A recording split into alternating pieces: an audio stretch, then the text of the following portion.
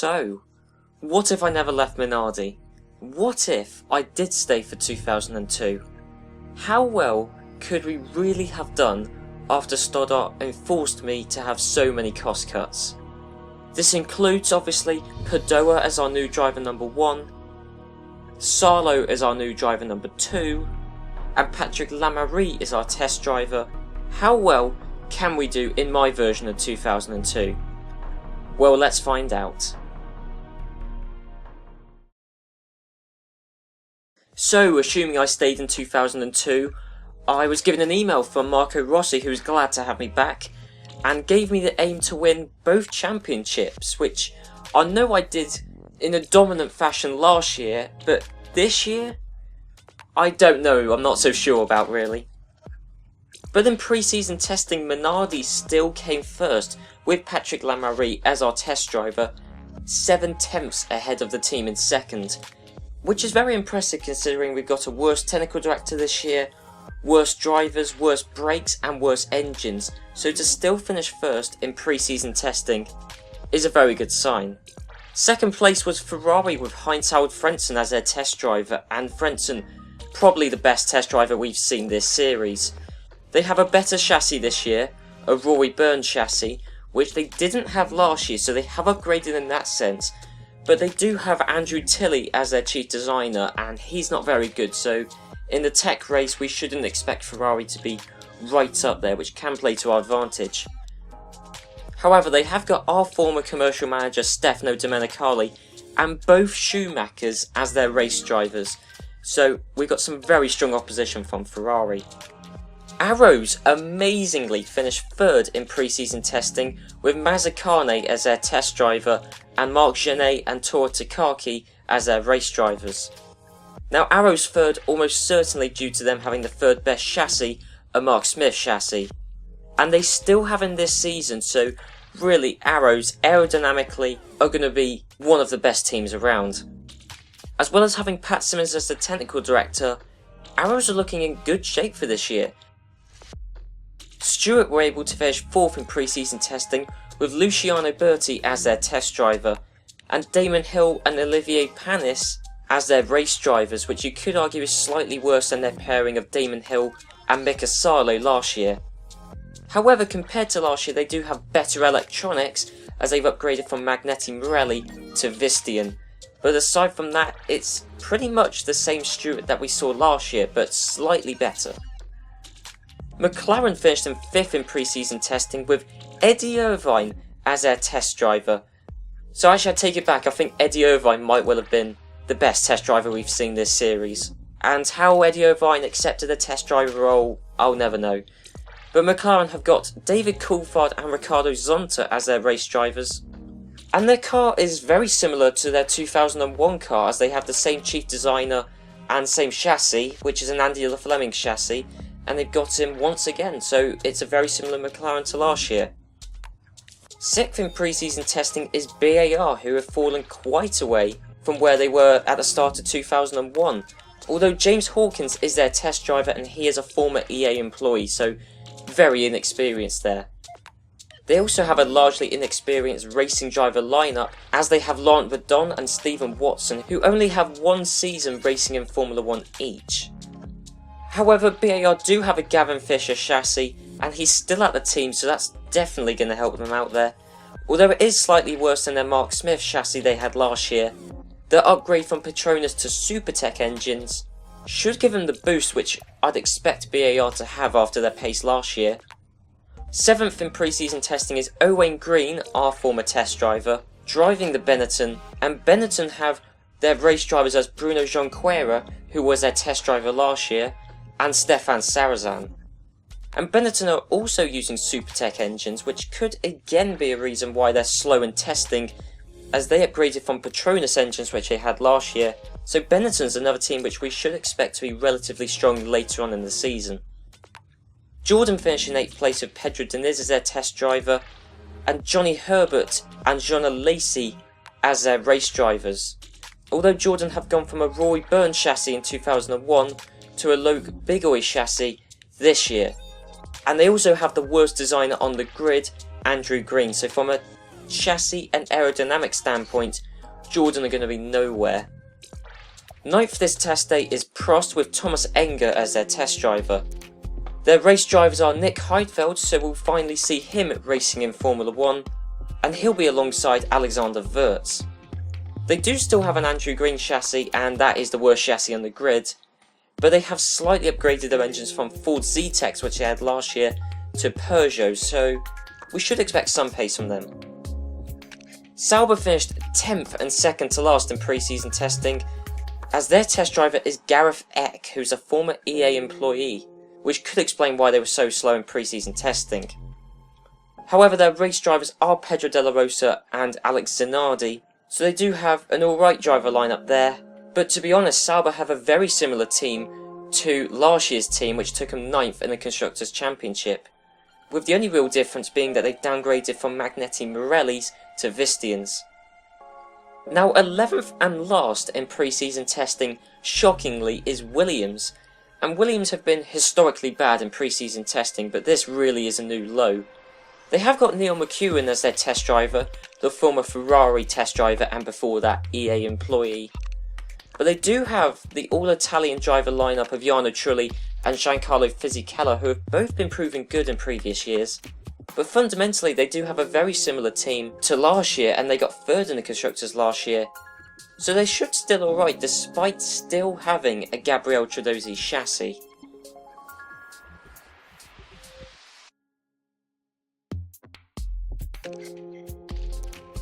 Moving on to the first race of the 2002 season, Australia, and between pre-season testing and the Australian Grand Prix, we got a new model of electronics, so that will give us a pace advantage there. However, in practice, Michael Schumacher was 4 seconds a lap quicker than his brother and teammate Ralf Schumacher, who's in second. Salo's then a further 1.1 seconds behind Ralf Schumacher, with Badoer a similar pace to Mika Salo in 4th. McLaren, BAR and then Takaki, who lines up in 8th place, are the next quickest guys, with the Prost being the 2 slowest guys in practice, means that Prost certainly seemed to be the worst team this year.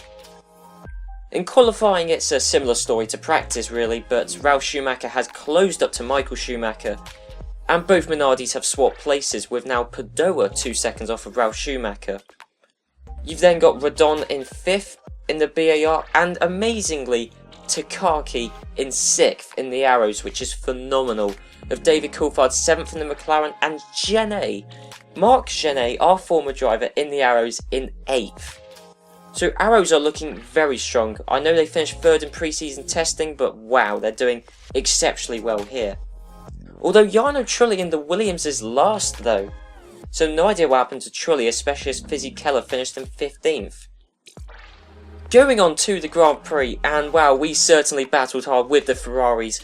Going into the first few corners, we tried to make a move, Salo and Badoer, that amazing driver lineup, we tried to make the move on the Schumachers, but just couldn't quite do it. And by lap 2, from Badoer's perspective, who's in 3rd place, he could barely see Ralf Schumacher, and Michael Schumacher was long gone really. The 2 Schumachers much quicker than us. Then there's Takaki in 7th, who's ahead, amazingly, of the BAR of Stephen Watson. And then, fundamentally, that was it. The Australian Grand Prix was not an interesting one. Michael Schumacher wins the Australian Grand Prix in a dominant fashion, 2.5 minutes ahead of Ralf Schumacher in 2nd place. And 2 minutes, 59 seconds ahead of Mika Salo in 3rd place. And Salo did pass Badoer mid-race, so Salo certainly seems to be the quicker of the 2 Minardi drivers, but crucially, we do seem to be slower than Ferrari. Ferrari with their chassis upgrades and us with our various downgrades. Really, Ferrari do seem to be the dominant team, at least at the moment. So looking at the results, you got Badoer in 4th place, Riccardo Zonta in 5th, the next quickest guy. So Zonta doing very well actually, since David Coulthard went out with a driver error. You then got Stephen Watson taking the final points place in 6th, with Redon in the other BAR 7th, but Takaki ahead of Damon Hill. So Takaki in 8th place, while not scoring a point, he's done exceptionally well. Post-Australian Grand Prix and on to the 12th of March, and we got a new model of front wings, rear wings, side pod suspensions and barge boards. And then a day later we got the second model of brakes and engines. And then on the 22nd we got the third model of electronics. And then, just in case you thought it was going to end, on the 10th of April we got the third model of front wings, rear wings and barge boards. However, the third models won't be used yet as we haven't produced enough of them in time for the race. But so many upgrades coming between the Australian and Brazilian Grand Prix mean that hopefully we should be closer to the Ferraris this race. You'd hope so at the very least. In practice though, it still finished with Michael Schumacher first, Ralf Schumacher second, Luca Badoer third, Mika Salo fourth, Laurent Redon fifth, and surprisingly, Ricardo Zonta in 6th, while David Coulthard's down in 10th, so Ricardo Zonta seems to be quite a bit quicker than his teammate, whoever would have thought that. However, Takaki, who did so well in Australia, was last. And when you got Genet in 14th, the roles between the two Arrows drivers certainly seem to have swapped between Australia and Brazil. And also, I just want to point this out, for this race and all the future races, if you want to see the full practice and qualifying results, you're going to want to pause the video as I'm going to get through them quickly to try and keep this video somewhat short. In qualifying though, we certainly pushed hard and Luca Badoer took pole position for the Brazilian Grand Prix, with Salo 2nd, Michael Schumacher 3rd and Ralf Schumacher 4th. And Redon again was the best of the rest as he's in 5th, much like in practice, but this time David Coulthard was the McLaren in 6th place. So, heading into the race, and much like the last race, once again we see the top 4 pulling away from the rest of the field, with some truly epic battling between the Minardis and Ferraris, and that rivalry between Ferrari has been truly set in stone. No one else is going to be competing for the championship, it is solely between the two Italian teams. Lap 2 though, and Michael Schumacher passes us, and then onto lap 25, Ralf Schumacher passes us. So, Ferrari do still seem to have the edge despite all of our upgrades. And then lap 29, Badoer somehow ran out of fuel, but Salo didn't. I have no idea how that happened, it's a complete mystery to me, but Badoer ran out of fuel. Lap 51, and Mika Salo passes Ralf Schumacher, and then onto lap 63, Ralf Schumacher has a suspension failure. So, in the end of the race, Michael Schumacher wins the Brazilian Grand Prix in a dominant fashion, despite us being quicker than him in qualifying. In the race, Schumacher just showing how dominant he is to get first. Mika Salo in 2nd place, showing that he's certainly got some pace, definitely quicker than Ralf Schumacher before he retired. David Coulthard in 3rd place, so Coulthard's done very well to get a podium despite moving from us to McLaren. And then you got Marc Genet. Marc Genet, I cannot believe this, the former Minardi driver who I ditched, he went to Arrows, but he got 4th place at the Brazilian Grand Prix. 4th place, that's astonishing. Marc Genet in the Arrows, former Minardi driver, 4th place. How amazing. Aside from that, there's not really much else to say, but Damon Hill in 5th in the Stewart, so Damon Hill is certainly doing well, even if Panis doesn't seem to be, but Damon Hill doing very well for the moment, with Johnny Herbert in the Jordan 6th. And Jordan were very slow in pre-season testing, but Johnny Herbert somehow been able to claim a point as he was quicker, and I have no idea how, but he was quicker than the BAR of Stephen Watson, and the Williams of Fizzy Keller, so Herbert this race, massive congratulations to him. So on to the Drivers' Championship, and Mika Salo has got half the points of Michael Schumacher, but he is ahead of Ralf Schumacher. Coulthard certainly seems to be the pace setter, but the astonishing thing is Badoer and Genet on the same amount of points. The two former teammates. That's a magical sight to see, really. And then on to Constructors' standings, Ferrari have double the points of us, but it's still early days yet, we've still got many more upgrades to come. And McLaren seem to be the best of the rest team at the moment, but you have got to watch out for Arrows and Stewart, certainly. So heading into San Marino, our most successful race, and we've had a change in sponsor. So as we took Red Bull out of the equation, we put Telefonica back on the car. And we used to be sponsored by Telefonica back in 1999, so it's good to see them back on the car, especially as that Red Bull was getting kind of sickening, and we know what happens to Minardi in 2005/2006 when they turned to Toro Rosso, so I thought we'd better get Red Bull out of the equation. And then on to the 28th of April, we got the 4th model of electronics, which is astonishing to have that upgrade. And also for this race, we're finally able to use the 3rd model of front and rear wings and barge boards, which we weren't able to use in Brazil. In practice though, Ralf Schumacher was the quickest guy. I have no idea how, but he was quicker than his brother Michael Schumacher, so Ralf, certainly one to watch out for. We saw it in 2000 that Ralf's a very quick driver, but here he certainly proved that. And Mika Salo in 3rd, only half a tenth off of Michael Schumacher. And then we got Badoer down in 13th place after he ran out of fuel during practice. Although heading into qualifying, Michael Schumacher, not too surprisingly, took 1st place, with Salo in 2nd, and he was only 0.15 seconds quicker than Ralf Schumacher in 3rd place, but still, crucially, quicker than Ralf. And Badoer was in 4th place, so he did lose a bit of ground to his teammate.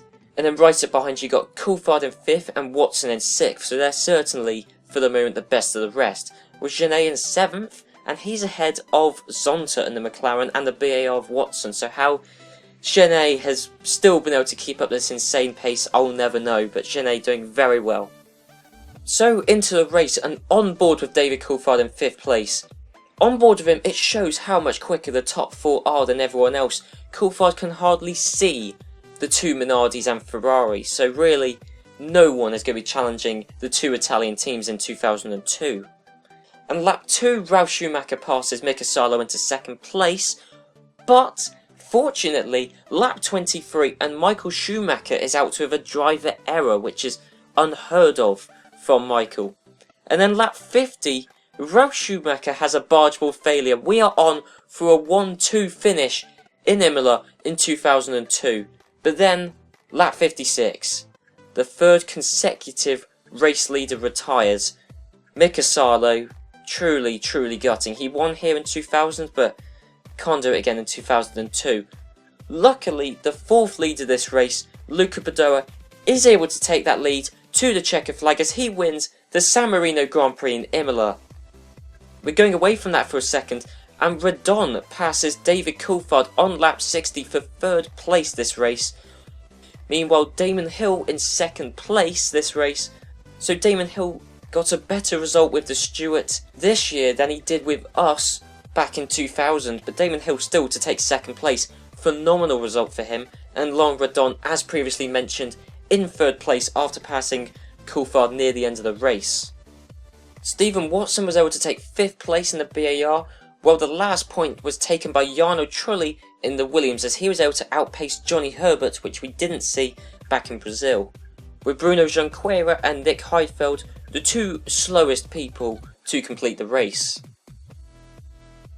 So on to the Drivers' Championship, and Luca Badoer with that win is only 7 points behind Michael Schumacher now, so can Badoer or Salo mount a charge for the Drivers' Championship? We'll have to wait and see.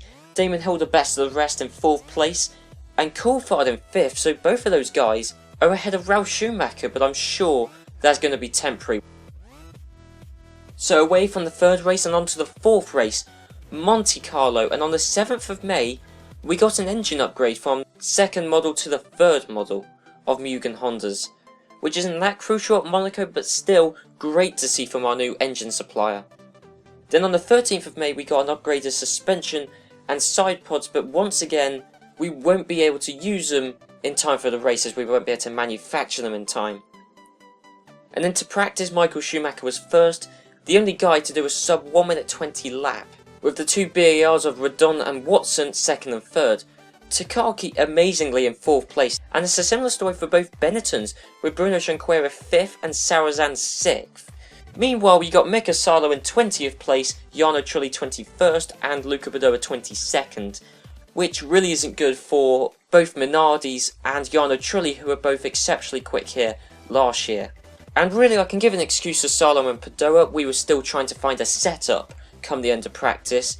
Trulli, though, I really don't have an excuse for. No idea what happened there.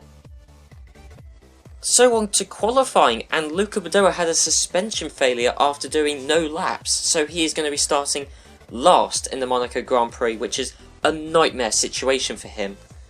And at the end of qualifying, Michael Schumacher took pole position, again the only guy to do a sub 1 minute 20 lap, with Genet second. I mean, we know the Arrows has been historically quick here, but still, that's insane. He was quicker than Ralf Schumacher, Watson, Redon, even his teammate Takaki, who was in 6th. That's amazing from Genet. You got Coulthard in 7th, and Mika Salo in 11th, so hopefully we will be quicker in the race than we have been in qualifying.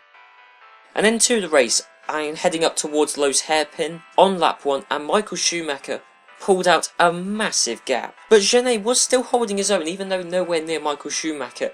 He was holding his own, but did have some pressure from Ralf Schumacher in 3rd. And then into lap 12, Mika Salo goes into 2nd place, passing Ralf Schumacher. Lap 22, and then Ricardo Zonta passes Ralf Schumacher to get into 3rd place, so Ralf having no pace here. In lap 28, David Coulthard moves into 4th, again someone else passing Ralf Schumacher. And then amazingly, in lap 32, Badoer goes from last to finally in a points place, so Badoer, he's done very well with this race. But in the end, Michael Schumacher takes 1st place, but Schumacher, having almost no reliability issues, comes across the line in 1st place. Mika Salo in 2nd place at the Monaco Grand Prix, so Salo did find some pace in the end, even though it wasn't there in qualifying, it certainly was there in the race as he takes 2nd place. In the end, Coulthard passes Zonta, so Coulthard was able to finish in 3rd place, ahead of Ricardo Zonta, who finished in 4th, so Coulthard asserting his dominance at the McLaren team. Ralf Schumacher in the end didn't lose any more places as he finished in 5th, with Luca Badoer in 6th place. And also Takaki, who was down in 9th in the race, and Genet 10th, so Arrows didn't quite have the pace in the race that I'd assume they have, but still.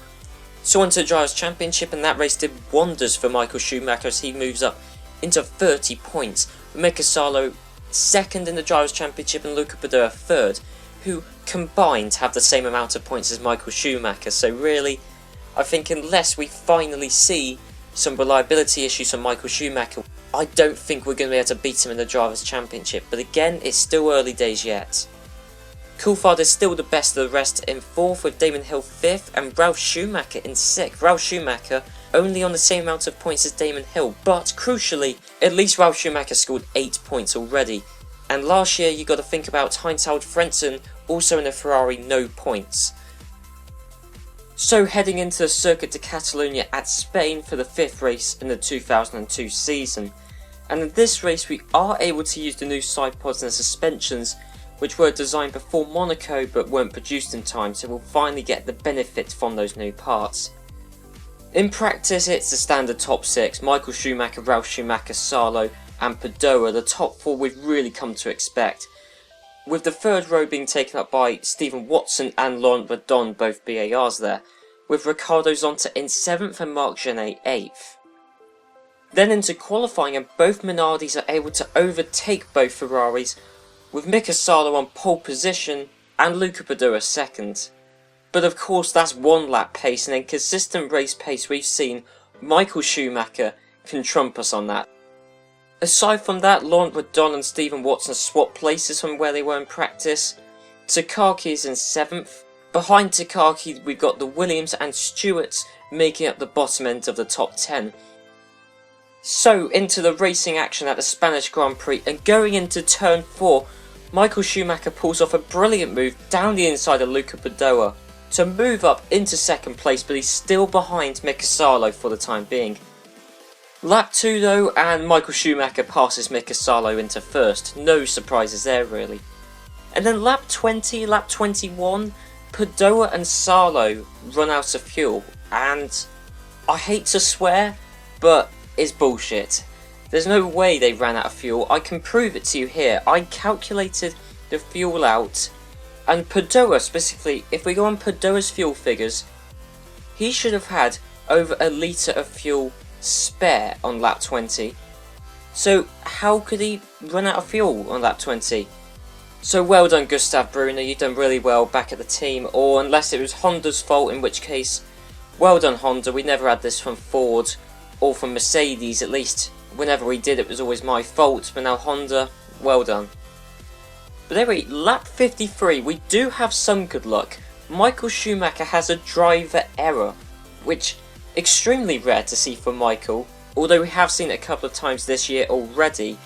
But when one Schumacher's down, the other one picks up the points as Ralf Schumacher takes first place at the Spanish Grand Prix.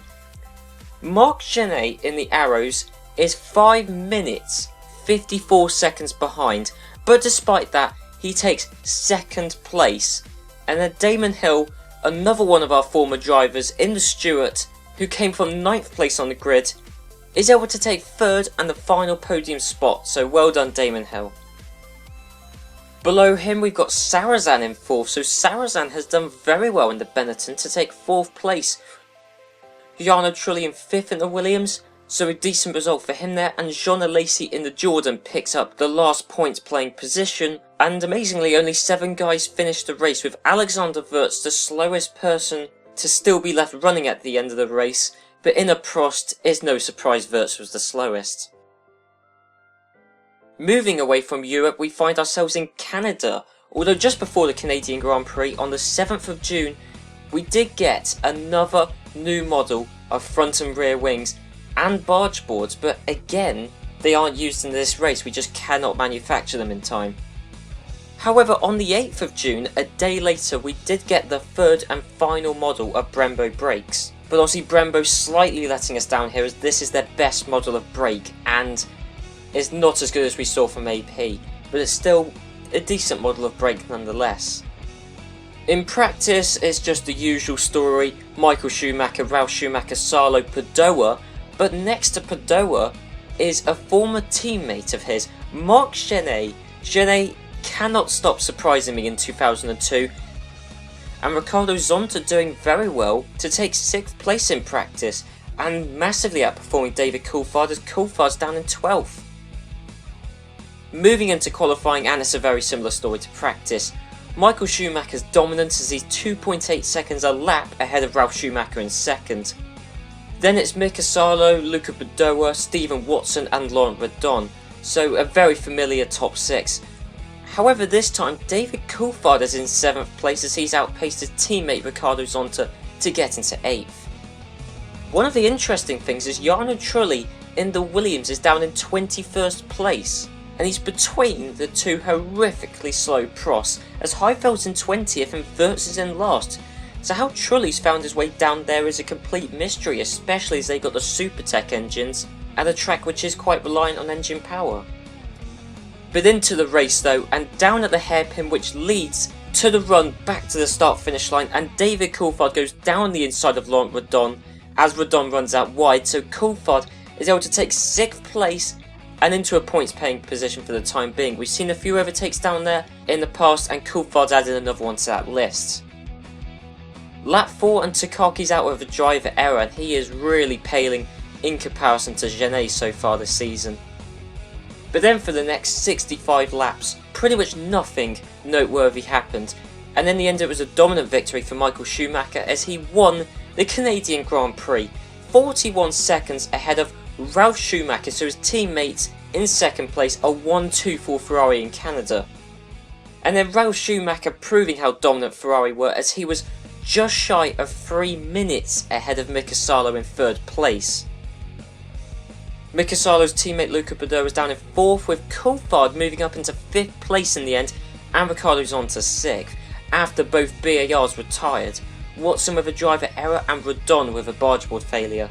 Johnny Herbert did well though in the Jordan with its Ford Zetec engine to finish in 7th, that's still a very decent drive from a pretty lacklustre car. So those last 2 races have had a big effect on the Drivers' Championship. Schumacher on 40 points, he's got double the points of Minardi's highest scoring driver Mika Salo, but look at it this way, only 2 race wins off. Ralf Schumacher's been able to overtake both Minardis as he's had a good string of finishes lately, with David Coulthard best of the rest driver for the time being. But Marc Genet with 9 points and 7th in the Drivers' Championship, he's doing very well, whereas Takaki at the moment still hasn't scored a point. Constructors' Championship, and that really is a sad tale for Minardi as we've got way less points than Ferrari have. but we're way ahead of McLaren, so second place is pretty much guaranteed now. And I'd say the battle for third place seems to be firmly between McLaren and Stewart, with Arrows a potential outsider, and BAR once they can get their reliability in check. Away from Canada and back into Europe, the 22nd of June, and we got the 5th model of electronics heading into the French Grand Prix. So Domenico Fraschini from Magneti Marelli, he's doing very well for us. And Gustav Brunner also doing well for us, as he has manufactured enough of the new wings and barge boards that were designed before Canada. He's been able to manufacture enough of those to be able to be used in this race. France historically has created some weird results, and some people have got some of their best results in France, including Fisichella. He did very well here in 1999, and he's done amazingly here in 2002, as he's taken first place in the Williams, which is especially impressive considering Trulli is down in 8th. Mika Salo is 2nd and Luca Badoer is 3rd, so things are looking good for us, with Genet in 4th and Ralf Schumacher is in 5th, somehow ahead of Michael Schumacher in 6th, although the gap between them is less than a tenth of a second, with both BARs away off, as Watson's in 9th and Redon in 15th. Qualifying, and with Fisichella out of the way, Mika Salo was able to take pole position ahead of his teammates Luca Badoer in 2nd. Michael Schumacher's in 3rd place, but a good 1.6 seconds behind Luca Badoer, and Fisichella, who was in 1st in practice, is now down in 4th in qualifying. Astonishingly though, both Saubers of Pedro Della Rosa and Alex Minardi are in 5th and 6th respectively. How Sauber have found that pace out of nowhere, I'll never know, but Sauber, massive credit to them. So into the race, and with Fisichella and the 2 Saubers especially being behind us, both Minardi's and Michael Schumacher, we've just been able to pull away from the rest of the pack. But we know Michael, he's an astonishingly good driver with that very quick Ferrari with its Roy Byrne chassis. In lap 6, he was able to move into 2nd, passing Badoer, and on lap 15 he was inevitably able to move into 1st place, while Della Rosa somehow was able to still hold 5th, and Fisichella still in 4th, but Ralf Schumacher did move up into a points place in 6th. More importantly, lap 54, Ralf Schumacher's out of a driver error, and then, astonishingly, Michael Schumacher from the lead of the race on lap 68 is out with a driver error.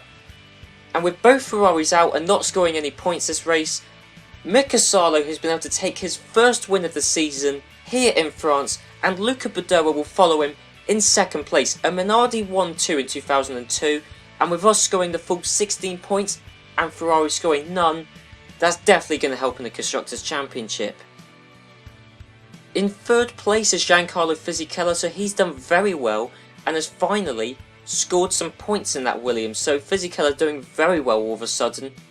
And in 4th, amazingly, is Pedro Della Rosa. That qualifying pace wasn't temporary, he was able to translate that into race pace as he crosses the line, not in a podium place but in 4th, and in a Sauber, that's astonishing. Behind Della Rosa is the now regular point scorer of Damon Hill in 5th, with Jarno Trulli in the Williams in 6th. Bruno Junqueira in the Benetton has done very well to outpace both BARs and even the McLaren of Ricardo Zonta. Away from France and going across the English Channel, we find ourselves for the British Grand Prix. And while there's only one person on my team, excluding me, who is British, I'm still hoping for a good result here, as it is my home race and Neil Oatley's home race. But in practice, Ricardo Zonta was able to take 1st place at crucially McLaren's home race. Damon Hill in the Stewart is in 2nd, and that is a very British partnership there.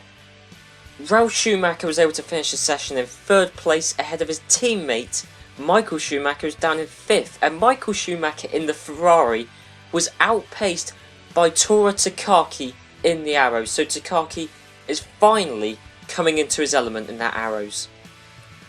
You may be wondering what happened to Minardi in this session, with Badoer down in 10th and Mika Salo in 13th, and that's simply because we were finalising our setup, so that isn't proper race pace, we're just checking our setup.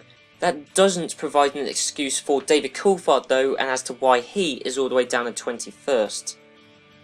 Into qualifying though, and Mika Salo initially was 2 seconds a lap slower than Luca Badoer, so I have no idea what happened there. Mika Salo clearly suggesting a very poor setup. So in the end we gave him Badoer's setup despite his complaints about it, because Salo's perfect setup clearly wasn't perfect at all. So at the end of the session, Michael Schumacher took pole position in Britain. He's back on his true form, with Mika Salo only 0.15 seconds slower than Michael Schumacher, with Luca Badoer right up behind him third after Badoer kindly donated his setup to his teammates. Takaki, much like in practice, is in 4th, and he's still quicker than the Ferrari, as this time Takaki's quicker than the Ferrari of Ralf Schumacher in 5th, and also the McLaren of Zonta, who's in 6th. And Zonta doing very well, and Coulthard's moved up. Coulthard qualified in 12th, but that's still not very good for him at his and the team's home race, with Damon Hill at his home race down in 8th. But that is comparatively good compared to his teammate Olivier Panis, who finished the session in last. So on to the race, and before the race starts I just want to show you this side view shot of Badoer on the grid. And on this shot you can see 2 Minardis and Takaki in the arrows at the front of the grid, and that is such a weird shot. What an amazing sight to see. But back onto the racing action, and lap 15, Riccardo Zonta and Ralf Schumacher start battling with us, and Damon Hill does briefly as well, but by lap 23 it's Riccardo Zonta in 2nd place, Ralf Schumacher 3rd, Mika Salo 4th and Luca Badoer in 5th. And then that battle gets even more heated as onto lap 42, Ralf Schumacher passes Riccardo Zonta for 2nd place, and then lap 51, Takaki from 7th place has a driver error. So that's completely gutting, especially as Genet went out early on in the race with a driver error as well. But fast forwarding to the end of the race, Michael Schumacher is able to win the British Grand Prix. In that Ferrari, another dominant win for him. Ralf Schumacher doing very well here to clear some traffic, Takaki, both Minardis, even Riccardo Zonta, but Schumacher finishes in 2nd place, and Riccardo Zonta in that McLaren, at the team's home race, he finishes in 3rd place. And to be fair, he has truly outperformed both Minardis, and maybe it's because it's McLaren's home race and that's giving them some kind of advantage over the 2 Minardis, as they truly outperformed us here today. Mika Salo down in 4th and Luca Badoer in 5th. Behind you've got 3 British drivers in a row. Damon Hill taking the last points in 6th in the Stewart, Johnny Herbert 7th in Jordan, and David Coulthard 8th in the McLaren. That truly is a British lineup right there. Onto the championship standings, and Michael Schumacher now on 50 points, and while Mika Salo was catching up, after us being extremely slow in Britain, that charge has kind of stopped. And now Damon Hill is now the new best of the rest driver behind the 2 Minardis and Ferraris. Constructors' Championship, and with Ferrari scoring the full 16 points this race, and with Minardi only scoring 5, Ferrari are now 22 points ahead of us. But that's still a reasonable gap, we can still catch that up, there's a lot of the season left to go. With McLaren on 23 points, they seem to be the best of the rest in the Constructors' Championship, as both Zonta and Coulthard are very quick drivers, whereas Stewart seem to be almost entirely led by Damon Hill. Olivier Panis has done relatively nothing for the team. Out of Britain and back to Italy, Faenza, as on the 15th of July we got a new merchandise offer, so Massimo Cusimano has done some work this year as he's given us a brand new merchandise offer we've never seen before for Minardi branded sunglasses, which, I'll tell you what, if there are some Minardi sunglasses, I'd buy them. I'm a sucker for sunglasses, and Minardi branded ones, that is exquisite. But away from Faenza and into Austria for the Austrian Grand Prix, and into practice, it's your standard affair. Michael Schumacher, Ralf Schumacher, Salo and Badoer. Although McLaren at this race seem to definitely want to assert themselves as the 3rd best team, as Zonta is 5th and Coulthard 6th. Although it's interesting that once again Zonta has outpaced Coulthard. Qualifying and the field has been slightly mixed up. Michael Schumacher still taking pole position, but Mika Salo in second place, and only 2 tenths off of Michael, with Badoer only a further 2 tenths behind, so the top 3 are very, very close. Ralf Schumacher is now behind us as he's in 4th, with Zonta 5th and Coulthard 6th. Behind McLaren, BAR, Stewart and Arrows are all close to McLaren, but they just don't seem to be quite on the pace. So going into the race and heading into the first corner, that's an epic battle between the 2 Italian teams, and the top 4 bunch up big time. Do any overtakes happen? No, they don't. There's no passes made by Salo or Ralf Schumacher, who are both looking like they were going to make passes, as the top 4 somehow keep their qualifying positions for the time being though. Lap 2 and Genet has an engine failure, which really isn't good for Arrow's future, as we know what they're like with engines. And lap 23, Ralf Schumacher passes Badoer to get up into 3rd place. Lap 28, Michael Schumacher out with another driver error. If I'm correct in saying this, I don't think he's had a car failure yet this season, but he's had a few driver errors, which is basically our saving grace, because aside from his driver errors, we cannot compete with him. Lap 37, Ralf Schumacher has an engine failure, and so Salo can just easily cruise home into 1st place, 19 seconds ahead of his teammate Luca Badoer in 2nd, so that's another Minardi 1-2 in 2002. With both Ferraris out of the race, Riccardo Zonta was able to take 3rd place in the final podium spot as he outpaced his teammate and completely slapped Coulthard down this race. Coulthard was hired as driver number 1, but Zonta, the biggest surprise to me, as he's done so well in that McLaren. Coulthard does still finish in 4th place, with Laurent Redon in the BAR 5th, and Takaki finished the race in 6th place, so when Genet went out of an engine failure, Takaki was able to fully capitalise that, as well as both Ferraris retiring. Takaki 6th place, and somehow he finished ahead of Trulli in the Williams and Bruno Junqueira in the Benetton, and both of those guys are using Supertec engines. Just a week separates the Austrian and German Grand Prix, but between those 2 Grand Prix, on the 30th of July, Mugen Honda sent us the 4th model of engines and the final model we will receive from them.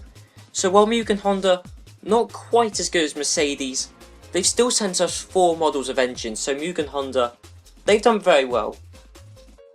Then just a day later, on the 31st of July, we've got some new side pods and suspensions, but again they won't be able to be used this race as we just cannot manufacture them in time.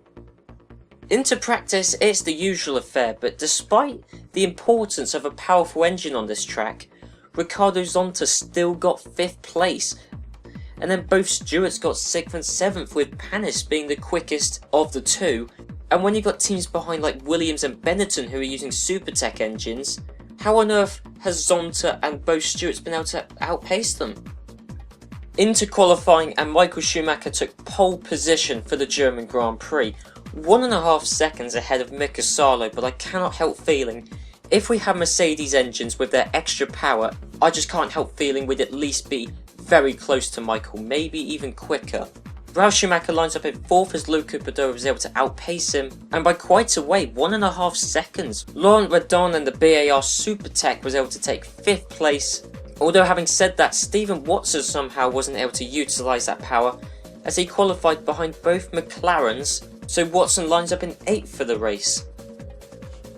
So heading into the race, and while Luca Badoer smashed Ralf Schumacher in qualifying, in the race that really wasn't the case. Heading into the first corner, Ralf Schumacher just breezes past Luca Badoer, and he also looks to make a move on Mika Salo shortly afterwards, but couldn't do it despite the power advantage. It's only a slight power advantage, but there is still a power advantage there. Away from that, there's a big battle between both BARs and McLarens, as the battle over superior aero versus superior engines rages on there.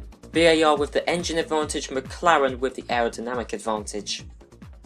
Lap 24, and it took all of that time for Ralf Schumacher to finally get past Mika Salo, so some epic defending from Salo to hold off Ralf Schumacher for 24 laps. But unfortunately after that point, it does become a Ferrari 1-2. That doesn't last long though. Lap 42, Michael Schumacher, I believe with his first car failure of the season, is a barge wheel failure, and that does blow the race wide open. Can Mika Salo, who's only 6 points off of the lead, can he catch up to Ralf Schumacher? We do tell him to push to see if he can grab that race winner for Ralf Schumacher. In 2000 at Hockenheim, we had a very similar situation between Ralf Schumacher and Mika Salo, an eerily similar situation actually, and Ralf Schumacher won in 2000, but then very soon afterwards Luca Badoer is out with his own barge wheel failure, which is a big worry and is a massive shame because Badoer could have got some very solid points for the Constructors' Championship from this race, but he just didn't, and it wasn't his fault, so that's gutting for Badoer. At the end of the race though, Ralf Schumacher was able to take the win at Hockenheim in Germany.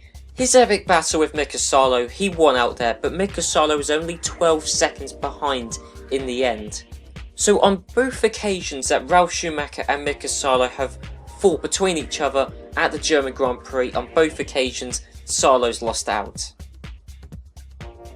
Ricardo Zonta in the McLaren was able to take third place, and bearing in mind McLaren have got the second worst engine on the grid, a Ford Zetec engine, so for Zonta to take third place, massive congrats to him there.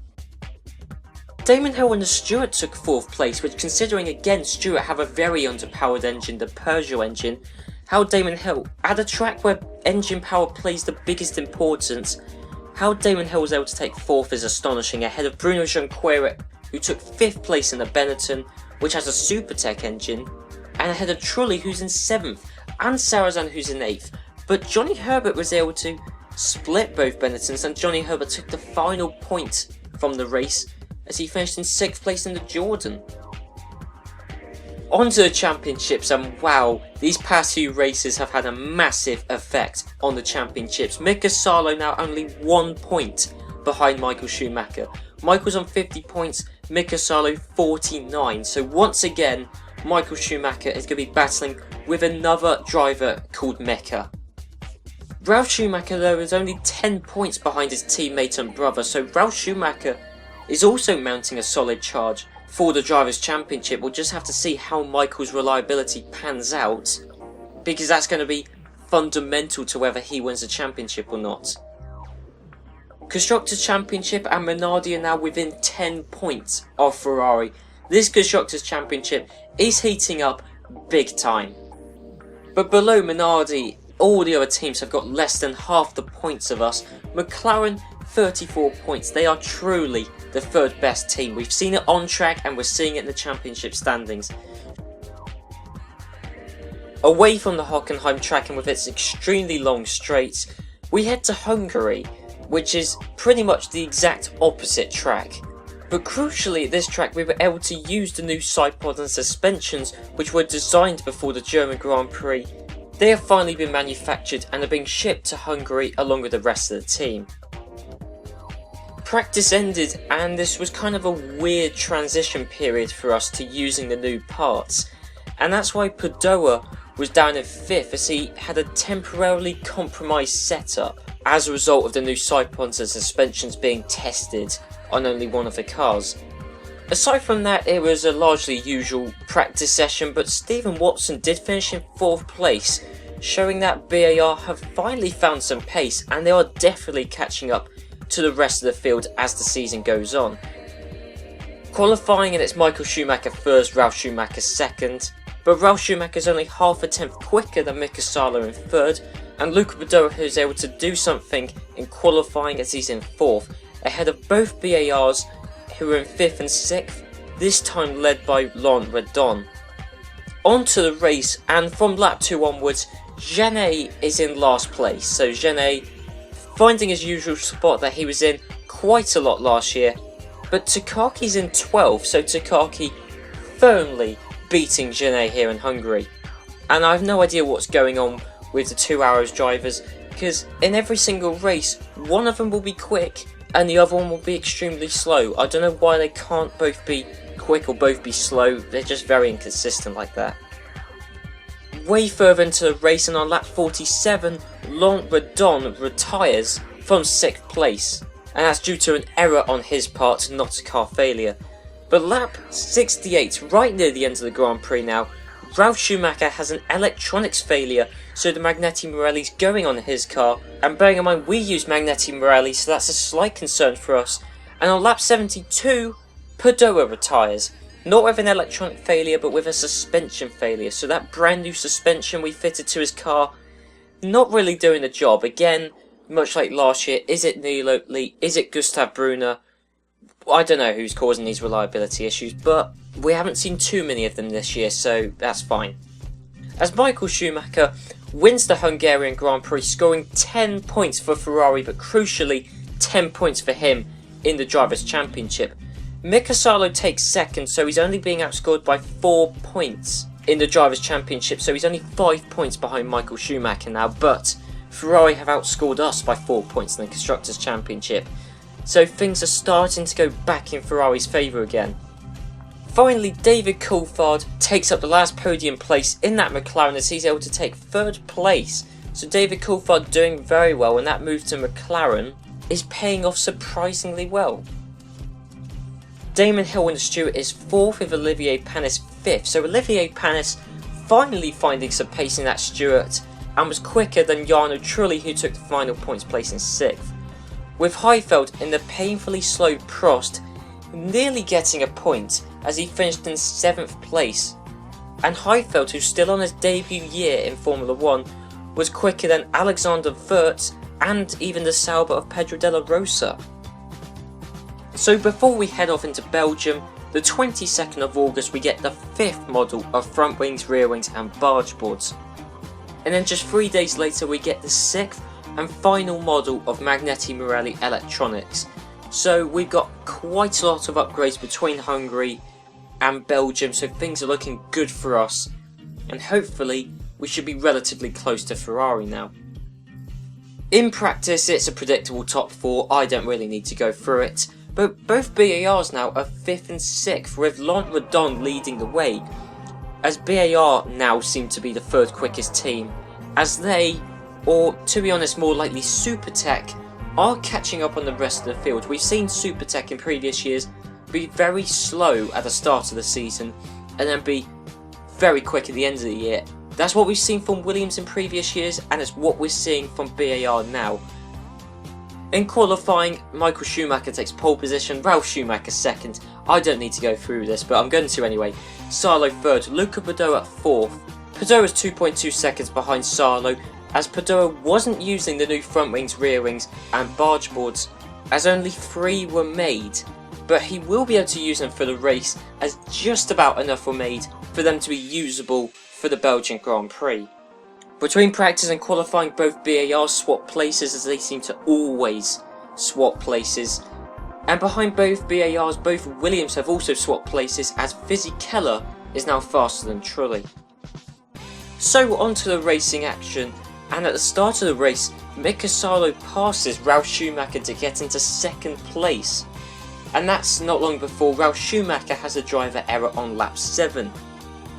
So it looks like a comfortable bottom 2 steps of the podium for us until lap 28, and Badoer crashes out from 2nd place, and then Salo crashes out from 3rd place, as Salo has a barge wall failure and Badoer an engine failure on the same lap.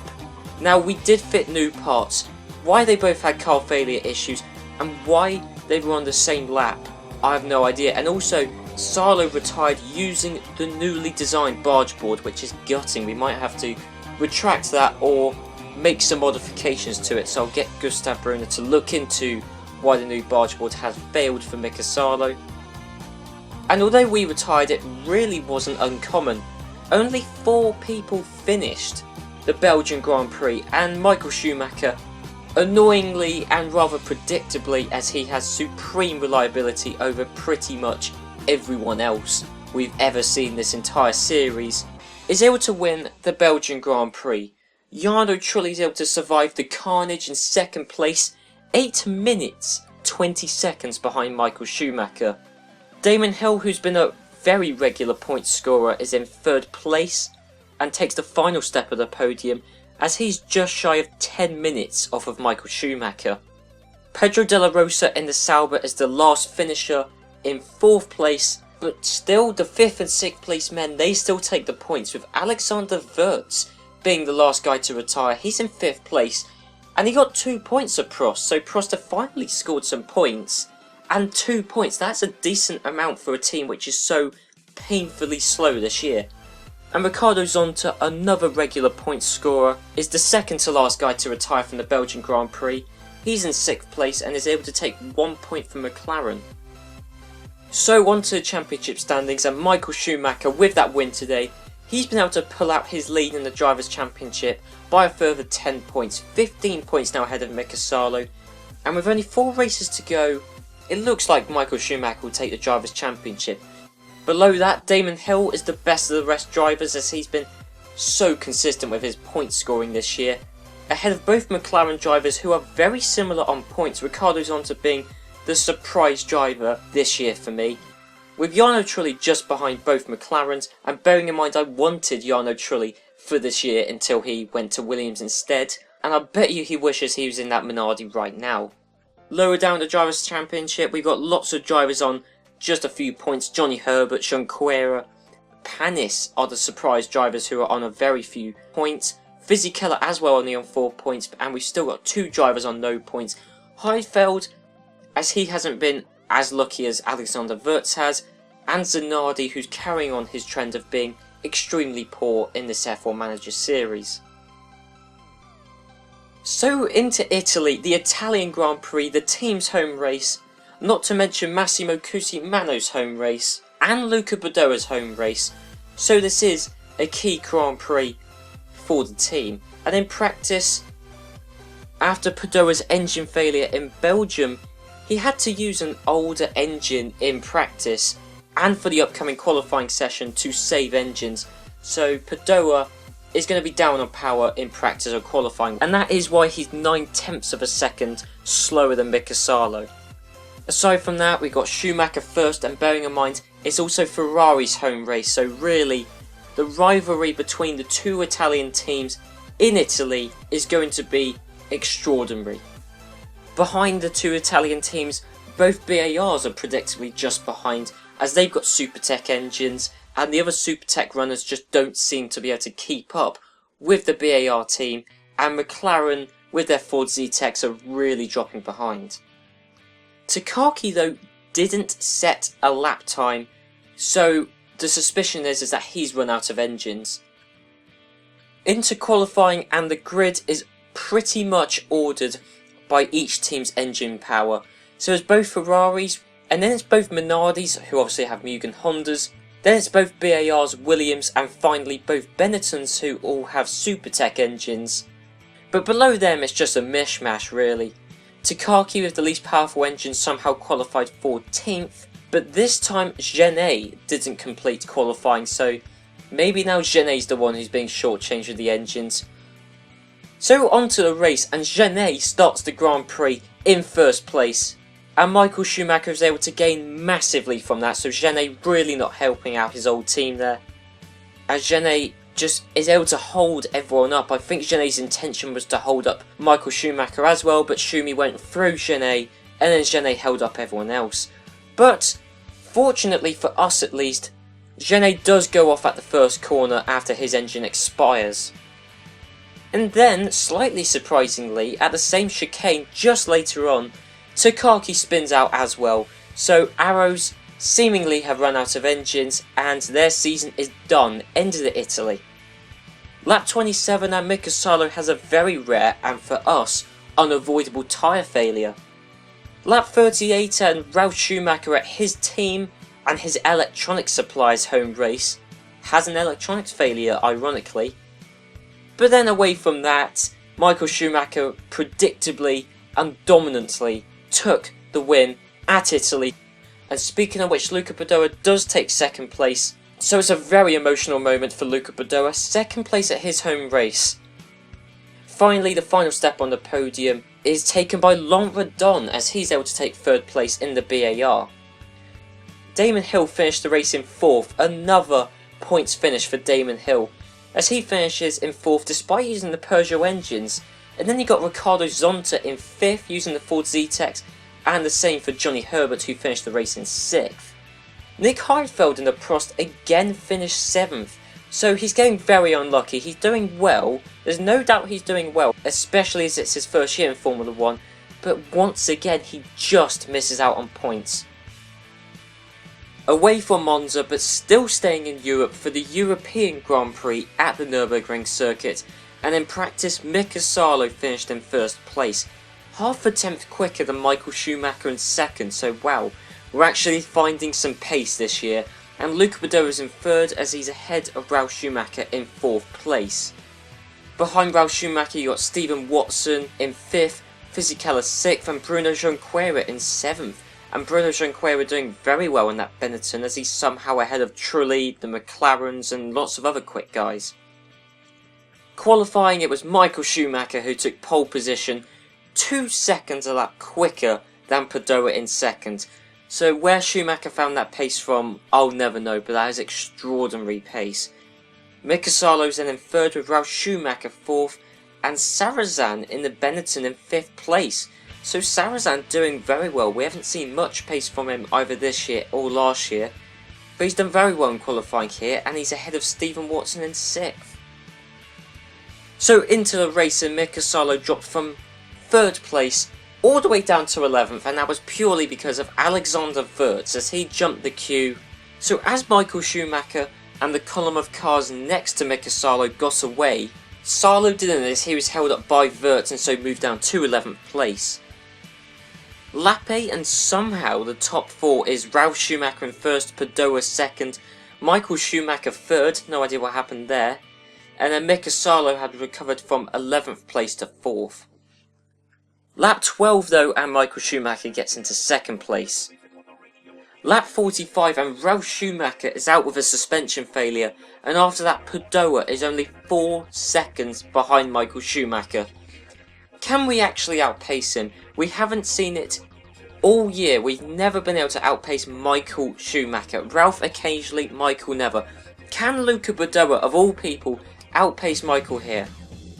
At the end of the race, Badoer wasn't able to catch up as Michael Schumacher wins the European Grand Prix thanks to his supreme reliability and pace, although he's only 9 seconds ahead of Luca Badoer in second, so Badoer did well, but just not quite good enough on this occasion.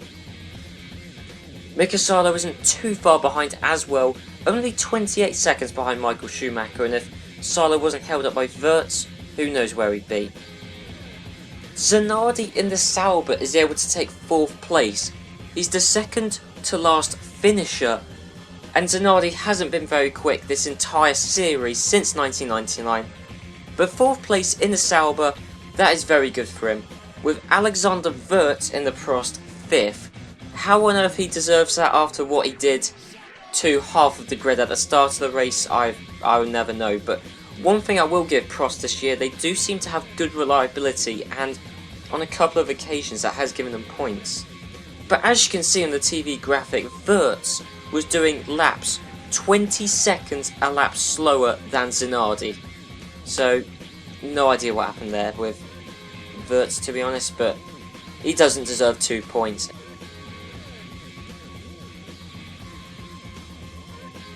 So into the championship standings, and Michael Schumacher has secured the Drivers' Championship by just 1 point. But to be fair, who would have doubted Michael Schumacher to win the Drivers' Championship? With Minardi with all of our downgrades and Ferrari with their chassis upgrade, Schumacher is just the guy to fully utilise that. And meanwhile, Luca Badoer is still just about holding third in the Drivers' Championship, only 3 points ahead of Ralf Schumacher. Constructors' Championship, Minardi are just about in it.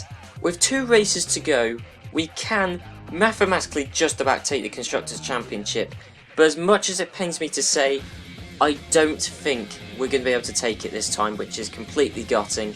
But Ferrari, credit to them, they've deserved it, and they do seem to have the better package, and certainly the best driver on the grid by far with Michael Schumacher.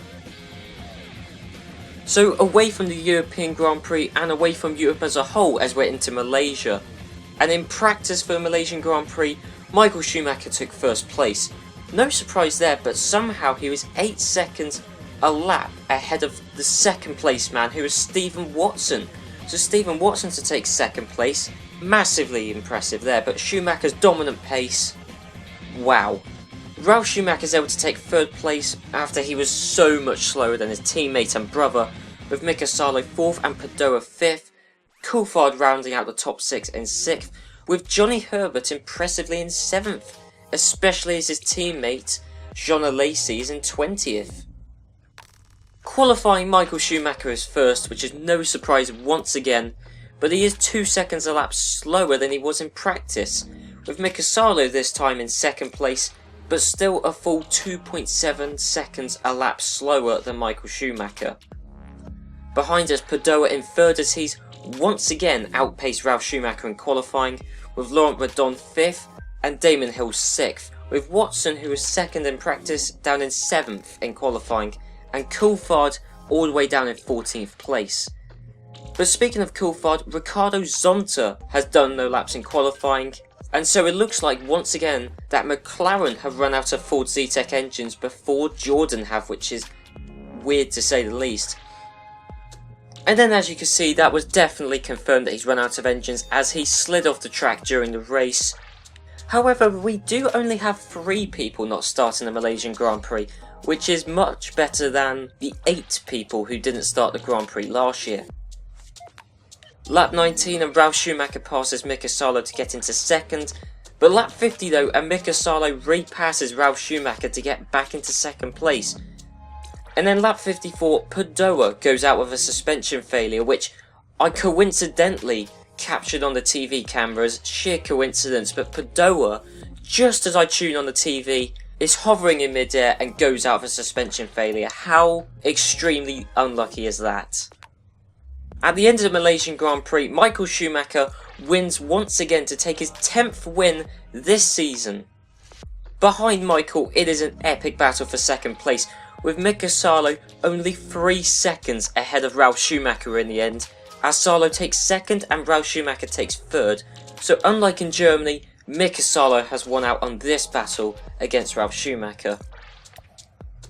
Damon Hill finishes in his most favourite position seemingly, 4th place, ahead of Sarrazin in 5th, so Damon Hill doing very well to finish 4th, and Sarrazin doing equally impressively as he's in 5th, and somehow ahead of Laurent Redon in the BAR in 6th, while you've got the other Benetton of Bruno Junqueira in 7th, and Trulli down in 8th. So on to Constructors' standings, and Ferrari have won the Constructors' Championship in 2002 with 144 points compared to Minardi's 108.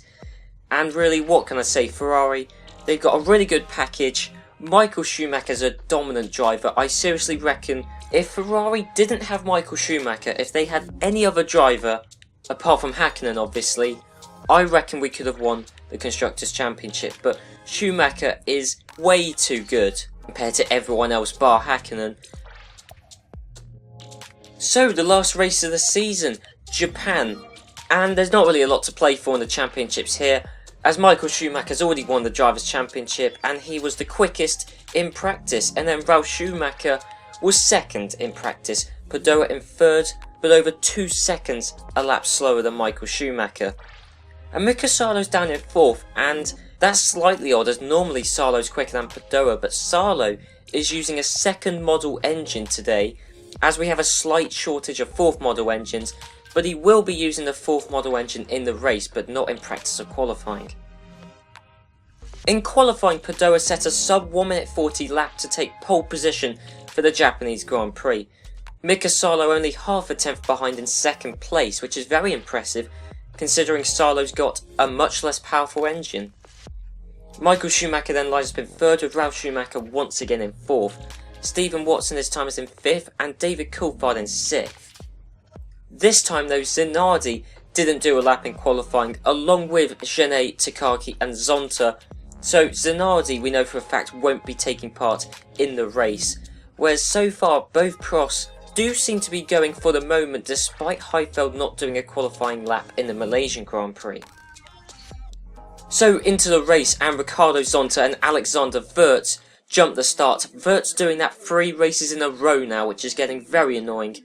And they do hold us up slightly, but both retire by the end of the first corner, so it's not that big of a deal as they do hold up the entire field, not just us.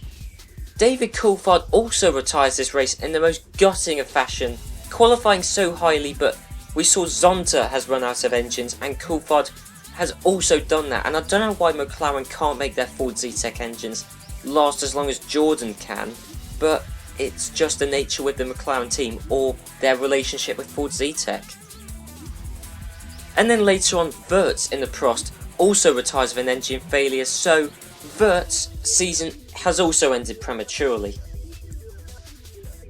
Jean Alesi and Olivier Panis were the two bright sparks who did capitalise from Wirtz and Zonta jumping the queue, and Alesi and Panis moved up into a very good position, jumping both Ferraris, to the point where, from Alesi's point of view, he couldn't see both Minardis, and Alesi was holding up both Ferraris, and so was Panis as well, so massive thanks to Alesi and Panis, I couldn't thank him enough. But heading up to 130R, and both Ferraris do clear the train though, but still to be held up for one lap, that is a massive help, so thanks to Alesi and Panis there. It's all in vain though, as lap 13 and Ralf Schumacher moves into first place, and Michael Schumacher gets past Mika Salo to move into third. But then shortly after, Ralf Schumacher is out of the race with a bargeboard failure, and Michael Schumacher with a driver error, so still very few mechanical failures for Michael Schumacher, but we're still seeing some car failures for Michael's teammates, but really, what can you expect from Ferrari? Lap 24, and Mika Salo somehow ran out of fuel, despite using a more fuel efficient engine than he did in qualifying. I don't really know, he went from the second model to the fourth, and he somehow ran out of fuel, but that's gutting, but really, at this stage of the season, it doesn't mean a great deal. So, on to the end of the race, and Luca Badoer is able to take first place and the win at the Japanese Grand Prix. Massive congrats to Badoer, and he and the team have come such a long way from where we were in 1999. And he's 4 minutes 45 seconds ahead of Laurent Redon in the BAR, so why the BAR is so slow in comparison to us, I don't know, but Redon able to take second place. Badoer is then 7 minutes 42 seconds ahead of Jarno Trulli in the Williams, who takes third place, so Trulli's done alright this race as well. And then Badoer is 9 minutes 28 seconds ahead of Bruno Junqueira, who finishes in fourth, and Junqueira has had a pretty decent debut year in Formula 1 and has outpaced Sarrazin, so Junqueira hasn't done too badly in that Benetton. And then staggeringly, Badoer is 29 minutes 53 seconds ahead of Olivier Panis in fifth. So how Olivier Panis is so incredibly slow, I have no idea, but nearly 30 minutes behind Badoer. I don't even know how Charlie Whiting, the FIA, FOM, how they can even allow that. And then you got Jean Alesi, who is the last finisher for the Japanese Grand Prix in 2002, as he finishes in 6th. So Panis and Alesi, who jumped the start because they were opportunistic like that, were rewarded with some points.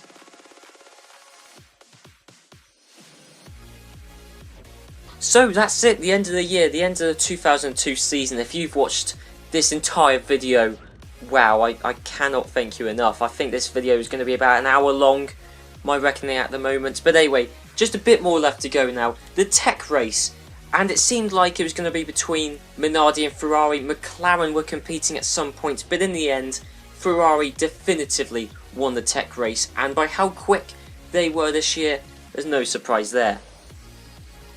So the final championship standings for 2002, Michael Schumacher, 100 points, he's been dominant this year, and there were a few occasions where it looked like Salo could take the championship off of him. Michael Schumacher just has way too good reliability, and quite frankly, he was untouchable, really. Mika Salo second and Luca Badoer third in the driver's standings, so both of our guys have done very well, especially as they've both beaten Ralf Schumacher, so I think that shows really.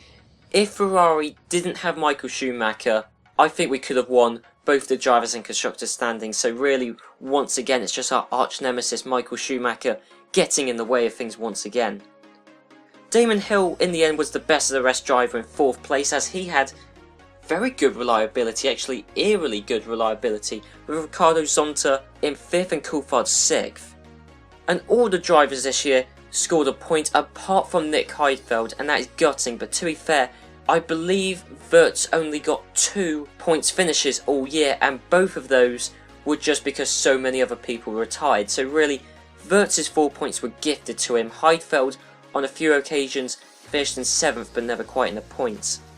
Trulli also did very well, much better than Fisichella, and Genet was certainly the top guy at Arrows. Takaki had some pace, and he had less luck than Genet, but I do think Genet was certainly the quicker of the 2 Arrows drivers. Constructor standings, and we were close to Ferrari in the end. It's not surprising Ferrari beat us, as you can see in the tech race. They did win that in the end, and with them having a Roy Byrne chassis, how can you compete with them realistically? McLaren were the best of the rest team in 3rd, with Stewart doing very well in 4th, and I can't help thinking if Panis was a little bit quicker and as good as Damon Hill, Stewart would probably have been the team in 3rd. BAR and Williams, in my eyes, underperformed with their Supertec engines. Arrows did very well to be level on points with Benetton. Sauber did pretty well this year actually, and finished in exactly the same position this year in the Constructors as they did last year, but they beat Jordan, which was very surprising. Johnny Herbert doing relatively well with that team. Jean Alesi not doing terribly well, but what could you really do with that car? And Prost lost in the Constructor standings on 4 points, but Prost had a horrifically slow car that couldn't really compete with anyone.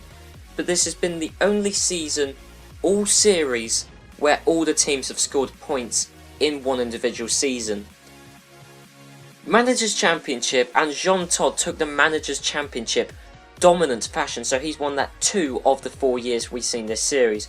Paul Stewart, who won it in 1999, takes 2nd ahead of Ron Dennis, and to be fair, Ron Dennis does deserve 3rd place because McLaren have done relatively well despite using Ford Zetec engines. Tom Walkinshaw 4th and Rocco Benetton 5th.